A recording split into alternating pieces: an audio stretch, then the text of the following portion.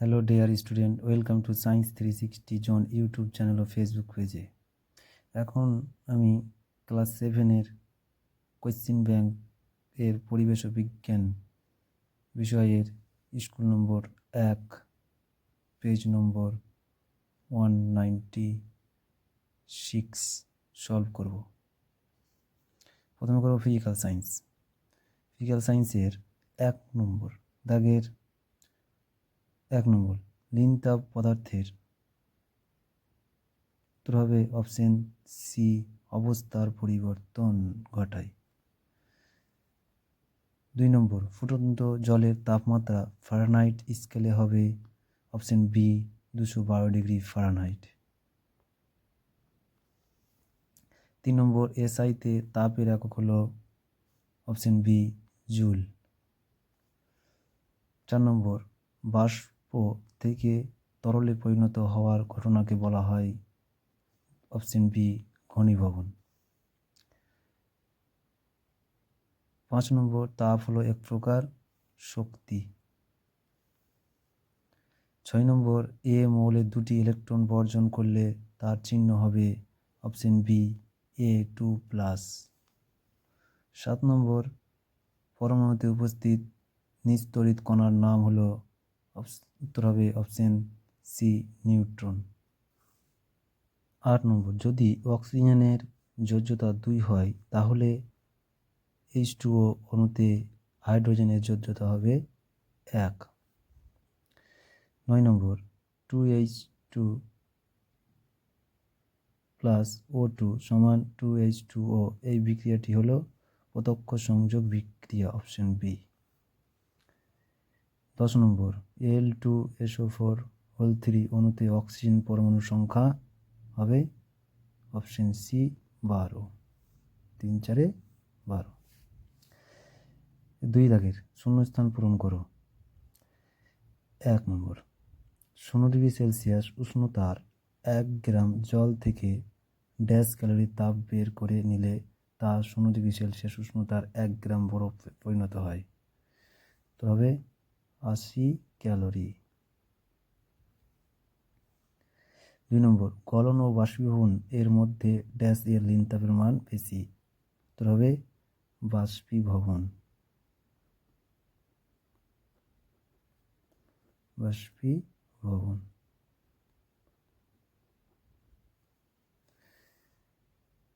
3 নম্বর বিভিন্ন মৌলের পরমাণু জোটবদ্ধ অবস্থায় আয়নরূপে অবস্থান করলে তাদেরকে ড্যাশ বলা হয়, তাদেরকে বলে মূলক।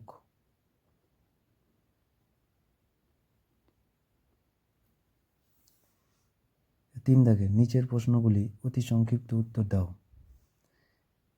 1 নম্বর এ ও বি দুটি ধাতব বলকে একে অপরের সংস্পর্শে রাখা আছে, কোন শর্তে এরা পরস্পর তাপ বিনিময় করবে না? তাহলে তাপ বিনিময় না করলে এদের তাপ সমান আছে, অতএব এ ইজ ইকুয়াল টু বি, দুজনের তাপ সমান, তার জন্য তাপ বিনিময় করবে না।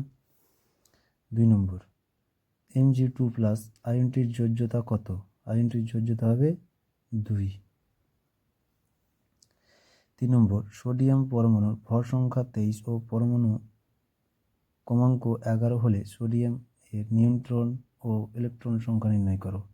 তাহলে এটা প্রোটন সংখ্যা হয়, তার সমানই কি হয় ইলেকট্রন সংখ্যা। তাহলে 11 হলো কি ইলেকট্রন সংখ্যা, আর নিউট্রন সংখ্যা বের করতে গেলে ভর সংখ্যা থেকে পরমাণু ক্রমাঙ্ক বিয়োগ করতে হয়, অতএব 23 থেকে 11 বাদ, তাহলে হবে কত 12। তাহলে নিউট্রন সংখ্যা হলো 12। উত্তর করবো আমরা 4 দাগের নিচের প্রশ্নগুলি সংক্ষিপ্ত উত্তর দাও। তাহলে 1 নম্বর সমতা বিধান করো। Fe2O3+L কিছু তাপ দিলে Al2O3+Fe, তাহলে এখানে আমাদের Fe আছে 2টা, এখানে Fe আছে 1টা, তাহলে 2 দিয়ে গুণ করবো আমি। এখানে Al আছে 2টা বা অ্যালুমিনিয়াম আছে 2টা, আর এখানে অ্যালুমিনিয়াম আছে 1টা, তাই 2 দিয়ে গুণ করবো। তাহলে এখন সবাই সমান হয়ে গেছে, এখানে অক্সিজেন 3টা, এখানে অক্সিজেন 3টা, এখানে অ্যালুমিনিয়াম 2টা, এখানে অ্যালুমিনিয়াম 2টা, এখানেও Fe 2টা, এখানেও Fe 2টা। এটি কি ধরনের বিক্রিয়া? এটি হচ্ছে প্রতিস্থাপন বিক্রিয়া। প্রতিস্থাপন বিক্রিয়া।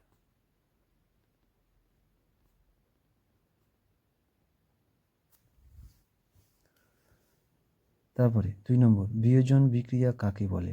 এটি আমরা নোট বই থেকে বিয়োজন বিক্রিয়া কাকে বলে? যে রাসায়নিক বিক্রিয়ায় একটি মাত্র বিক্রিয়ক ভেঙে একাধিক বিক্রিয়ক পদার্থ উৎপন্ন হয় তাকে বলা হয় বিয়োজন বিক্রিয়া। যেমন ক্যালসিয়াম কার্বনেট। Cl2 ও FeCl3 যৌগে জুটিতে Fe এর যোজ্যতাগুলি লিখো। FeCl2 তে Fe এর যোজ্যতা হলো 2 আর FeCl3 তে Fe এর যোজ্যতা হলো 3। পরিবর্তন করলে তাহলে X3 আর Y2। মিথেনের সংকেত হবে CH4। 4 নম্বর দেখো, কোনো বস্তু দ্বারা গৃহীত বা বর্জিত তাপের পরিমাণ কোন কোন বিষয়ের উপরে নির্ভরশীল? এক হচ্ছে পদার্থের ভর,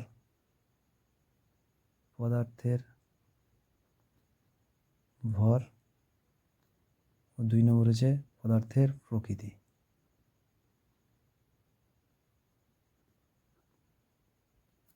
পদার্থের প্রকৃতি।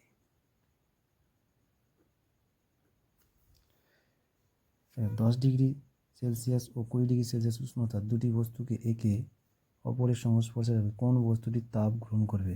তাপ গ্রহণ করবে 10 ডিগ্রি সেলসিয়াস বস্তুটি। 10 ডিগ্রি সেলসিয়াস বস্তুটি তাপ গ্রহণ করবে। 5 নম্বর, 5 ডিগ্রি সেলসিয়াস ও 40 ডিগ্রি সেলসিয়াসকে ফারেনহাইট এ পরিবর্তন করো। দেখে নেন। তাহলে 5 ডিগ্রি সেলসিয়াস, তাহলে আমরা সূত্র জানি C/5 সমান F-32/9। তাহলে সি এর মান জানি কত 5, তাহলে 5 বসালাম। 1/9, তাহলে এদিকে নিয়ে আসলে ক্যালকুলেশন করলে পাবো কত? F সমান 41 ডিগ্রি ফারেনহাইট। এদিকে 40 ডিগ্রি সেলসিয়াসকে সূত্র জানি C/5 সমান F-32/9। ক্যালকুলেশন করলে বা সমাধান করলে আমরা পাবো কি 104 ডিগ্রি ফারেনহাইট। 6 নম্বর, উষ্ণতা বা তাপমাত্রা কোন যন্ত্রের সাহায্যে মাপা হয়? উষ্ণতা বা তাপমাত্রা মাপা হয় থার্মোমিটার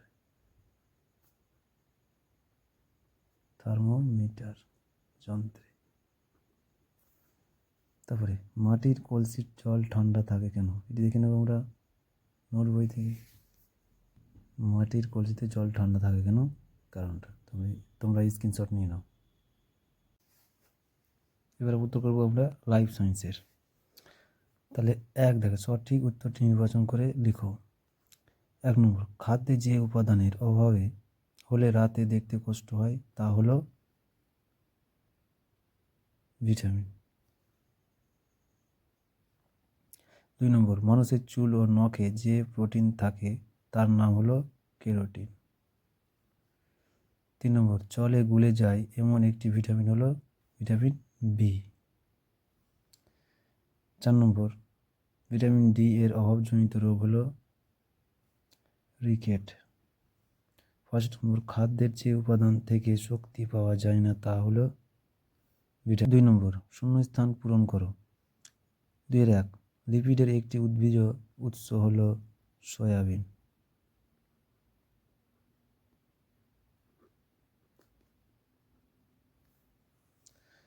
2 নম্বর, উচ্চ রক্তচাপ যে খনিজ মৌলের সঙ্গে সম্পর্কিত তা হলো সোডিয়াম।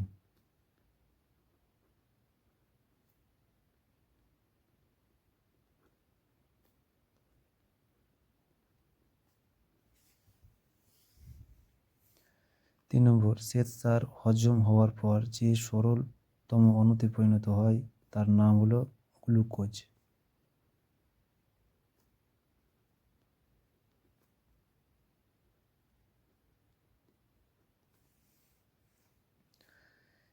3 দেখে সংক্ষিপ্ত উত্তর দাও। 3-1, মানবদেহে ফাইটোকেমিক্যাল বা উদ্ভিজ্জ রাসায়নিক এর দুটি কাজ লিখো। কাজ লিখো, আমরা যে কোনো দুটি কাজ লিখতে পারি।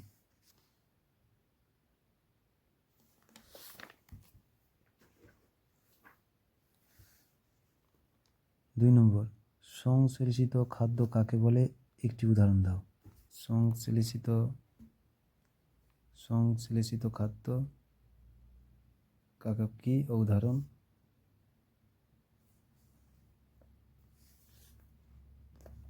3 নম্বর, উদ্ভিদের খাবার তৈরির জন্য প্রয়োজনীয় যে কোনো দুটি উপাদানের নাম লেখো। একটা হচ্ছে জল আর একটা হচ্ছে কার্বন ডাইঅক্সাইড। মানবদেহের কোথায় ওজন হিসাবে জলের পরিমাণ সব থেকে বেশি থাকে? উত্তর হবে রক্তে।